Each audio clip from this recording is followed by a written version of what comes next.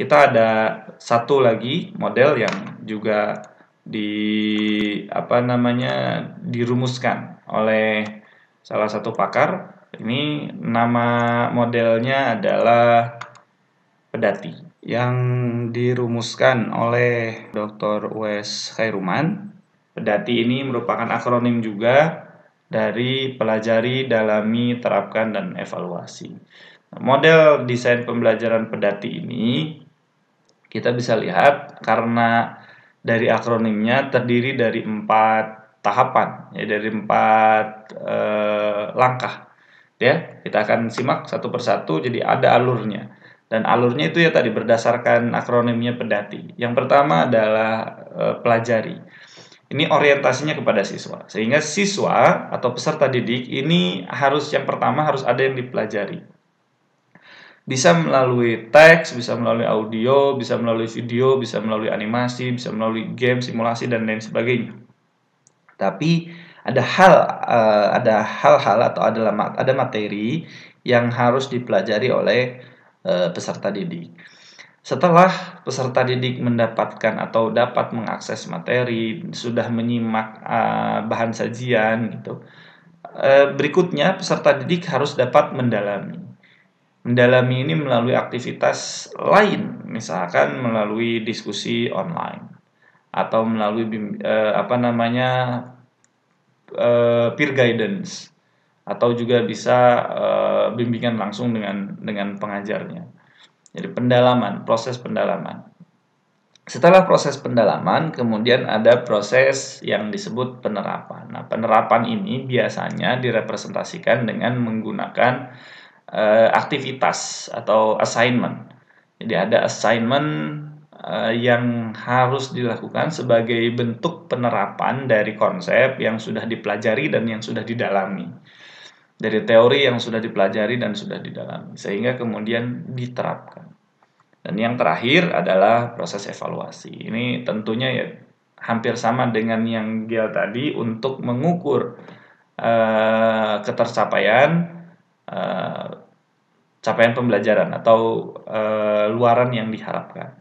Jadi model pedati ini perbedaannya dengan GEL tadi, kalau GEL itu lebih spesifik pada bagaimana guru merencanakan. Sedangkan pedati ini berorientasi pada bagaimana siswa melaksanakan pembelajaran. Jadi ada dari dua sudut orientasi yang berbeda.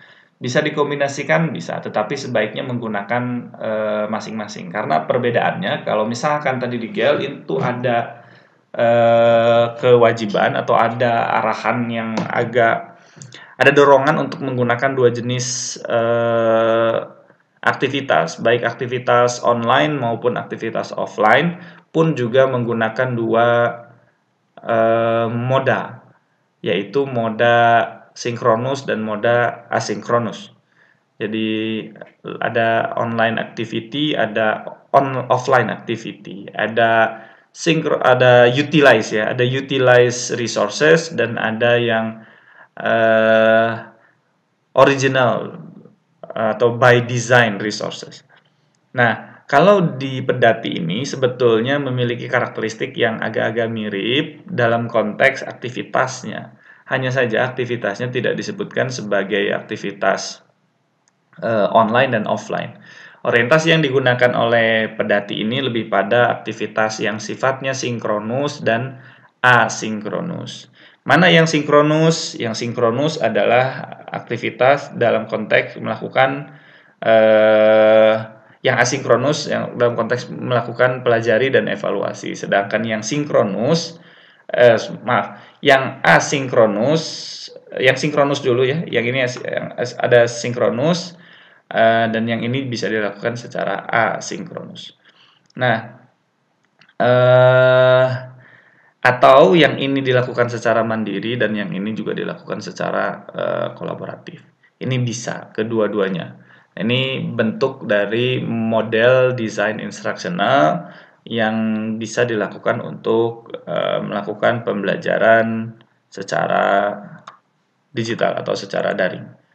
Nah, ada secara khusus memang model desain instruksional pedati ini punya langkah-langkah. Walaupun tadi ada 4 bagian gitu ya, ada langkah-langkah yang bisa dilakukan untuk membantu pelaksanaan model pedati.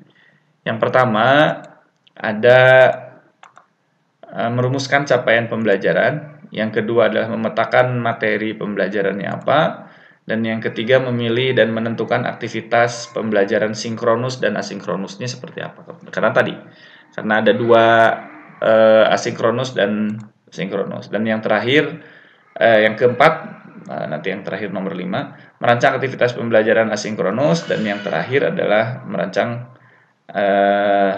bagaimana pembelajaran sinkronusnya. Jadi kalau nomor 3 ini hanya memilih saja dan menentukan, nah perancangannya ada di langkah yang keempat dan yang kelima. Nah, saya pikir ini adalah dua opsi yang bisa dipertimbangkan dalam menyampaikan pembelajaran secara daring.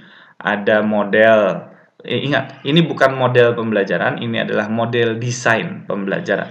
Model pembelajarannya atau strategi pembelajarannya bisa dilakukan berdasarkan preferensi masing-masing, berdasarkan hasil analisis masing-masing. Langkah-langkah yang ada baik pada model GEL maupun pada model pedati, keduanya dapat digunakan untuk menyusun pembelajaran, untuk merancang, karena kedua-duanya merupakan pengembangan dari desain instruksional, model desain instruksional atau instructional design model. Jadi kalau teman-teman masih ingat, ada di video saya yang terdahulu perbedaan antara model pembelajaran dengan model desain pembelajaran. Nah, ini memang yang harus ditekankan agar tidak menjadi salah dalam memahami materi kita pada pembelajaran hari ini. Saya pikir itu. Ucapkan terima kasih. Sampai jumpa pada kesempatan berikutnya. Assalamualaikum warahmatullahi wabarakatuh.